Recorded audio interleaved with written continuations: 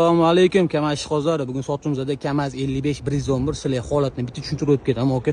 Mashinamiz juda a'lo darajada turibdi. Yaqinda yig'ilgan mashinamiz. Mashinamizni qaranglar. Voh, ketadi-yu, hoji aka, bitta bosib yuboringizmi shunaqasidan. Mashinamiz yili kelsa, mashinamiz 96-yil, motori 2 ga 1 litr korobka, 500 talik gaz balon, akkumulyator yangi deyaptilar, 10 ta yangi balon ko'rib turibsizlar mashinamizni. Mashalloh darajada-yu, nima deyapti bu akalar? Olib bosib yuboradigan joyi lekin bor. Mashinamiz holat. Ashi juda ana nima deydi? Full mashina. Ashi chotki qilib qo'yibdilar, baraka topsinlar. Mashinamizni qaranglar, voy. Hayda mana deyapti-yu bu toycho. Salon holatlarini qaranglar akalar.